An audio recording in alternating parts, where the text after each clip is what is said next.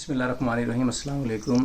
Mobile phones ہمارے ہاں ماں باپ آج کل بہت تنگ ہیں بچوں سے، کہتے ہیں کہ بچے بیٹھے رہتے ہیں موبائل کے اوپر، باتیں کرتے رہتے ہیں، یہ ہے وہ ہے، دیکھتے رہتے ہیں چیزیں۔ اسمارٹ فونز اس وقت کی سب سے بڑی انوینشن ہے دیکھا جائے تو۔ اسمارٹ فونز آپ کو نہ صرف انفارمیشن دیتے ہیں بلکہ آپ فون کرتے ہیں، اس کے علاوہ ساری آفس کی انفارمیشن، ہر طرح کی دنیا کی انفارمیشن آپ کو اسمارٹ فون سے مل رہی ہے۔ آپ کو جانا نہیں پڑ رہا کہیں پہ، آپ وہیں پہ بیٹھ کے سارے کام کر رہے ہیں۔ لیکن ابھی تک ہم نے مینٹلی طور پہ اس کو ایکسیپٹ نہیں کیا، کیونکہ ہمارے بچے، ہم یہ سوچتے ہیں کہ ہمارے بچے بیٹھ کے سارے دن موبائل پہ کرتے رہتے ہیں اور ٹائم ویسٹ کرتے ہیں، کچھ سیکھتے نہیں ہیں، ٹائم برباد کر رہے ہیں۔ ماں باپ بیٹھے ہیں، بچے بیٹھے تو سب موبائل پہ بیٹھے ہوئے ہیں۔ موبائل پہ بیٹھنا بری بات نہیں ہے، موبائل پہ بیٹھ کے آپ سیکھ کیا رہے ہیں یہ امپورٹنٹ چیز ہے۔ ہم موبائل پہ بیٹھتے ہیں، ہم کیا سیکھتے ہیں موبائل سے بیٹھ کے؟ ہم موبائل پہ بیٹھ کے یا تو اچھی چیز سیکھ رہے ہیں یا کوئی بری چیز سیکھ رہے ہیں۔ اب میری مثال لے لیجئے، میں نے موبائل پہ بیٹھ کے موبائل سے جو میں نے سیکھا ہے، تھوڑا بہت جو میرے پاس ہے آج، قرآن کا جو میں نے سیکھا ہے قرآن، اور میں نے کوئی اسلامک جو ایجوکیشن لی ہے تھوڑی بہت، آپ یقین نہیں کریں گے، میں نے سب موبائل سے لی ہے۔ میں نے یوٹیوب سے سارا قرآن سیکھا ہے۔ میرے قاری ابو بکر شاکری، میں نے ان سے سب کچھ سیکھا ہے۔ وہ مجھے جانتے نہیں، میں ان کو نہیں جانتا آج تک، لیکن میں نے ان سے سب کچھ سیکھا ہے۔ میں نے جو بھی قرآن پڑھا ہے، حفظ کیا ہے۔ ہاں، انسان قرآن پڑھتا ہے، لیکن قرآن کے اندر ضروری نہیں کہ آپ تجوید بھی پڑھیں۔ میں نے تجوید سے نہیں پڑھا قرآن، میں نے قرآن تو پڑھا ہی نہیں تھا پہلے۔ میں نے جب پڑھا ہے تو میں نے بغیر تجوید کے پڑھا ہے۔ اللہ زندگی نے میری گھر والی کو، اس نے مجھے تجوید سکھا دی ہے۔ میری ماشاءاللہ وہ سب جانتی ہیں تجوید کے بارے میں، انہوں نے باقاعدہ سیکھا ہوا ہے۔ تو جو تجوید کا کام تھا وہ انہوں نے کیا۔ اللہ ان کو زندگی دے، اللہ ان کو کرے۔ تو موبائل سے آپ سب کچھ لے رہے ہیں آج۔ موبائل سے آپ کو کتنے فائدے ہیں آپ یہ ذرا تھوڑی دیر کے لیے سوچیں۔ موبائل ہاتھ میں نہ ہو تو آدمی کہتا ہے یار میں کچھ، شاید میرا کچھ رہ گیا کہیں پہ، کچھ وہ عجیب سا فیل کرتا ہے۔ یعنی موبائل اتنی امپورٹنٹ چیز ہے آج آپ کے لیے، لیکن موبائل سب سے بری چیز ہے، ہم یہ سمجھتے ہیں۔ اب آپ نے سوچنا ہے کہ موبائل کو آپ نے کیسے یوز کرنا ہے۔ یہ ایک اوپر آیت لکھی ہوئی ہے، آپ کو میں بتاتا ہوں یہ آیت کیوں لکھی ہے ہم نے، یہ آیت کہاں سے آئی ہے، کیوں لکھی گئی ہے۔ لیکن اس سے پہلے میں آپ کو ایک اور چیز بتاتا ہوں۔ موبائل کے اوپر آپ واٹس ایپ کے اوپر جو آپ اسٹیٹس لگاتے ہیں، ہر شخص کا اسٹیٹس اس کی ہسٹری بتا رہا ہوتا ہے۔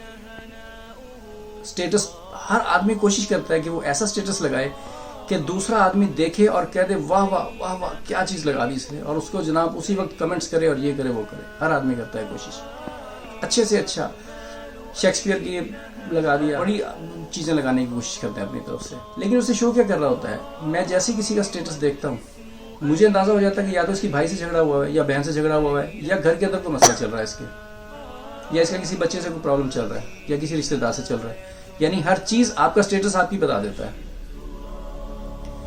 آپ نے اپنے، اور اکثر ایسے ہوا ہے کہ میں نے اسٹیٹس دیکھ کے لوگوں سے پوچھا ہے، جو اندازہ کیا میں نے، اور وہی نکل آتا ہے اندر سے۔ میرے رشتہ داروں میں ایسا ہوا ہے کہ دفعہ آپ اپنے گھر کی بات لوگوں تک پہنچا رہے ہیں، کہ آپ کے اپنے دل کی بات لوگوں تک پہنچا رہے ہیں۔ سمجھے بات کو، جو کہ آپ کو نہیں کرنی چاہیے۔ یہ آپ کا ایک سیکرٹ ہے، آپ کی لائف آپ وہ ایکسپوز کر رہے ہیں کروڑوں دنیا کے سامنے، ساری دنیا کے جو آپ کے دوست ہیں ان کے سامنے۔ ان کو اس کی ضرورت نہیں ہے۔ آپ کا ایک اسٹیٹس دیکھتا ہے کوئی، اسی وقت بند کر دیتا ہے وہ اسٹیٹس، اس سے کوئی فائدہ نہیں اس کو پہنچ رہا ہے، یا میکسیمم آگے فارورڈ کر دے گا واپس اسٹیٹس۔ دوسری بات، آپ شیئر کرتے ہیں چیزیں لوگوں کے ساتھ آپ شیئر کرتے ہیں چیزیں۔ کیا کیا چیزیں شیئر کرتے ہیں؟ حدیثیں شیئر کرتے ہیں، قرآنی آیات شیئر کرتے ہیں، حضرت علی کے قول شیئر کرتے ہیں، جن میں سے میں نے تقریباً 60-70% جو ہے وہ اس میں فیک ہوتے ہیں۔ میں آپ کو یہ بتاؤں، کئی جگہ میں نے دیکھا قرآن نماز کا طریقہ بتایا جا رہا ہے، غلط ہے۔ وہ مسلمان کی نماز ہی نہیں ہے جو بتائی جا رہی ہے وہاں پہ، میں دیکھ رہا ہوں یوٹیوب کے اوپر۔ کتنی حدیثیں ہیں جو میں نے پکڑی ہیں وہاں پہ غلط ہے، اور میرے دوست مجھے بھیجتے ہیں جو کہ ماشاءاللہ علم والے لوگ ہیں، اور علم والے یعنی کام سے ان کا تعلق بھی ہے، لیکن وہ حدیثیں بھیجتے ہیں وہ غلط ہیں۔ میں نے پھر ان کو کنفرم کیا حدیثوں کو، وہ غلط نکل آئی ہیں اندر سے۔ آپ اپنے نبی کے اوپر اگر یہ ایک نبی تو خیر بہت ہستی، بہت بڑی ہستی ہے، ہم ان کی بات کیا کریں. میرے متعلق جو بات میں نے کہی نہیں وہ کہہ دے کہ تو نے یہ بات کہی ہے تو مجھے کتنا غصہ آئے گا بتائیں آپ. غصے کی بات ہے. لیکن اگر میں نے کہی ہے اور کوئی کہہ رہا ہے ویل ڈن، کوئی بات نہیں ہے، بڑی اچھی بات ہے آپ نے کہی ہے. لیکن اگر میں نے نہیں کی مجھے اسی طرح ہمارے نبی کے اوپر جو حدیث آگے غلط بیان کر رہا ہے کتنا گناہ کا کام ہے. آپ یہ بتائیں کہ اپنے نبی کو کیا جواب دے گا وہ. اور دوسری بات، حضرت علی کے کال اس طرح لگاتے ہیں جس طرح حضرت علی کے ساتھ بیٹھ کے انہوں نے بات کی ہوئی ہے. بھئی حضرت علی کے بارے میں تمہیں پتہ نہیں ہے، وہ ان کی لوگ بھیجتے جا رہے ہیں چیزیں تمہیں. یار کنفرم تو کرو آگے. جو آتی ہے چیز سمجھتے ہیں کہ یہ بوجھ ہے جو اتار دو. ایک نیا فارمولہ شروع کیا لوگوں نے، 55 کروڑ ہم نے رسول پاک صلی اللہ علیہ وسلم کے اوپر وہ بھیجنے ہیں، درود بھیجنے ہیں. تو آپ جو نہیں بھیجے گا اس کا یا تو یہ ہو جائے گا یا وہ ہو جائے گا، یا اس کی کل کو اس کو پتہ نہیں کیا ہونے والا اس کے ساتھ. میری تو سمجھ میں یہ باتیں نہیں آتی کہ ان چیزوں کو جب آپ، ٹھیک ہے دنیا میں فتنہ پھیل رہا ہے، جتنی تیزی سے اسلام پھیل رہا ہے اتنی تیزی سے اس سے زیادہ شدت کے ساتھ فتنہ پھیل رہا ہے دنیا کے اندر. حق اور باطل کی فائٹ روز اول سے چلتی آ رہی ہے، آخر تک چلتی آئے گی، قیامت تک چلے گی. آپ کا شیئر کیا اس کے اندر، میرا شیئر کیا اس کے اندر، ہمیں تو یہ دیکھنا ہے. میں اگر ایک چیز کو دیکھ رہا ہوں اور میں اس کو بغیر کنفرمیشن کے آگے پاس کر رہا ہوں، کسی کو فارورڈ کر رہا ہوں. ایک میرے نبی نے کہا ہے، اللہ کمی بیشی معاف کرے، مفہوم سنا رہا ہوں آپ کو حدیث کا، اس شخص کے لیے جھوٹا ہونے کے لیے یہی کافی ہے کہ وہ بغیر تحقیق کیے ایک بات کو آگے پہنچا دے. اس کے پاس اس کی کوئی آتھینٹیفیکیشن نہیں ہے، جسٹیفیکیشن نہیں ہے، اور اس نے اس بات کو آگے ٹرانسفر کر دیا، آگے پہنچا دی اپنی بات. ظلم عظیم ہے یہ. آپ اپنے نبی کو کیا جواب دیں گے مجھے بتائیں.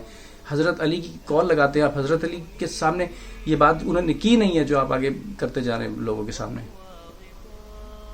آپ کو کنفرم کرنی چاہیے، اس کے بعد آگے پاس کریں. صبح سے شام تک میں دیکھتا ہوں تو کم سے کم 200-300 ویڈیوز آتی ہیں اور پتہ نہیں 300-400 میسج آ چکے ہوتے ہیں ویڈیو کے اوپر. صبح کو اٹھتا ہوں سب سے پہلے یہ صاف کرنی پڑتی ہیں چیزیں سب.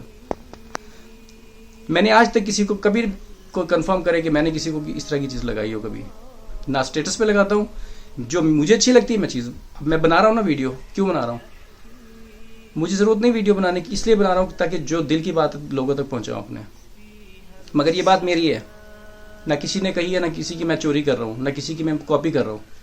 یہ میری دل کی بات ہے جو میں لوگوں تک پہنچانا چاہ رہا ہوں. اچھی بات ہے، ہو سکتا ہے کسی ایک کے دل پہ لگ جائے، 10 آدمی سنتے ہیں تو ایک کے دل پہ لگ جائے میری بات اور وہ اس چیز سے باز آ جائے. تو جو چیز آپ کرنا چاہ رہے ہیں، اور یہ میں نے آپ کو بتایا تھا یہ اوپر آیت لگی ہوئی ہے قرآن میں سورہ واقعہ کے اندر اللہ تعالیٰ کیا فرماتے ہیں؟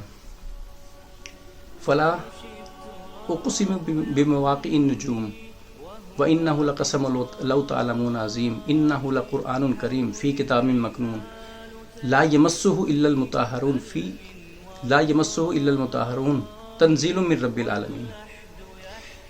یہ قرآن جو ہے نا، اللہ تعالیٰ تاروں کی قسم اٹھا رہے ہیں اللہ تعالیٰ کہ یہ قرآن جو ہے یہ لوح محفوظ کی ہے، اور میں قسم اٹھا رہی، بہت اللہ تعالیٰ کہہ رہے بہت بڑی قسم اٹھا رہا ہوں میں کہ بہت عظمت والا قرآن ہے، لوح محفوظ میں لکھا ہوا ہے یہ، اور یہ اتارا گیا ہے رب العالمین، اللہ آپ کے رب العالمین جو بہت بڑا رب ہے، تمام جہانوں کا پروردگار، اس کی طرف سے اتارا گیا ہے.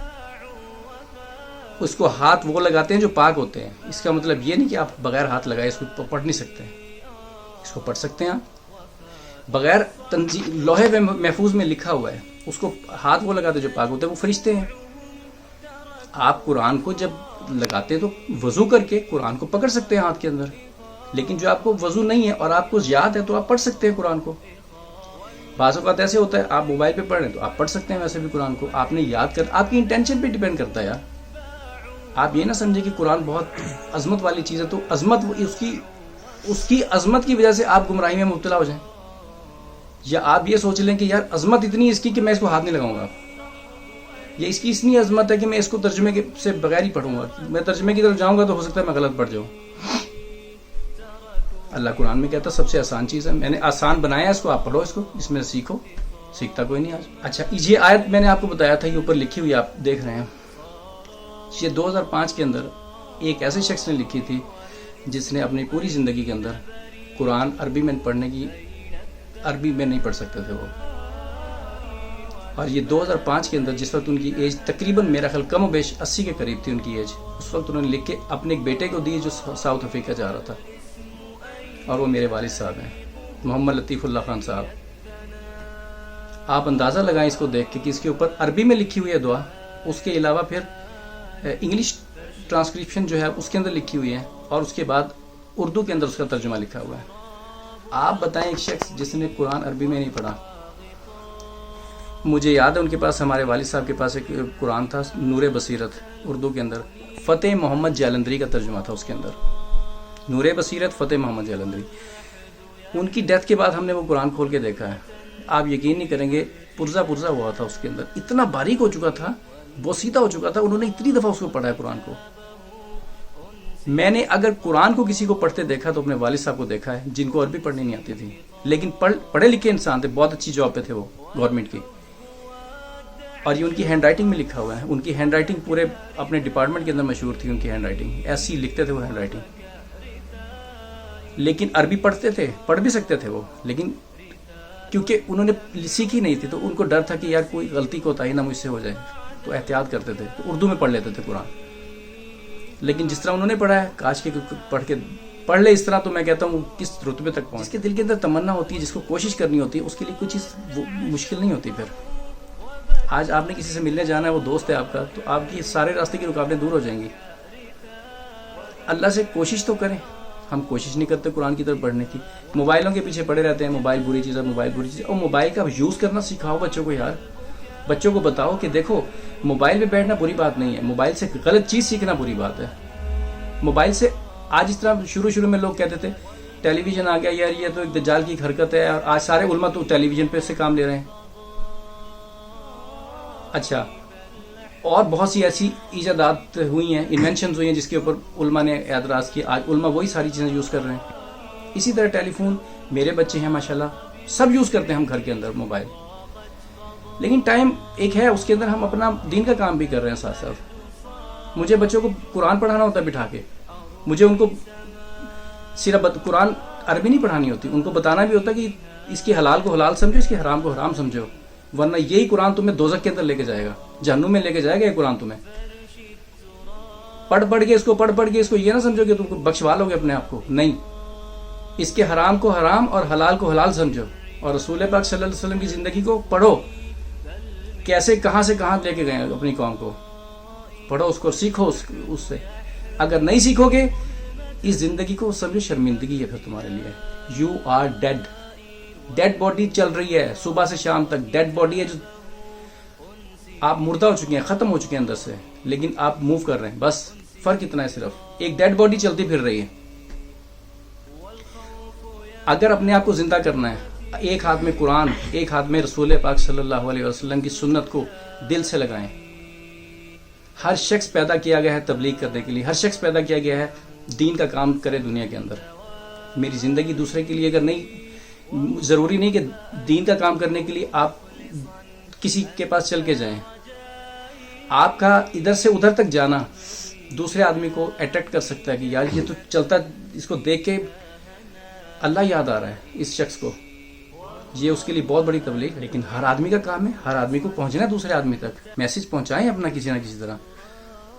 ہمارا کام یہ نہیں کہ ہم اللہ نے پیدا کیا، بچے پیدا کیے، روٹی کھائی، کھانا کھایا، یہ کیا وہ کیا، فارغ، بس۔ یہ زندگی تھوڑی ہے ہمارے پاس، 50 60 70 سال کی زندگی ہے۔ ہم اس زندگی کو اگر اسی طرح زندگی کو برباد کرتے رہیں گے اپنی، تو ہماری زندگی کہاں گئی؟ ہم نے کچھ سیکھا ہی نہیں اس کے اندر آ کے۔ اور سیکھنے کے لیے سب سے پہلے قرآن ہے ہمارے لیے، اور ہمارے نبی کی سنت، سیرت سیکھیں۔ ہمارے نبی نے کہاں سے شروع کیا؟ میں بچوں کو سکھاتا ہوں ساری چیزیں، آپ یقین کریں، میں اپنے بچوں کو جو عربی پڑھاتا ہوں ساتھ میں اس کو اردو پڑھاؤں گا، اور اس کو تفسیر سے سمجھانے کی کوشش کرتا ہوں جس حد تک میں کر سکتا ہوں۔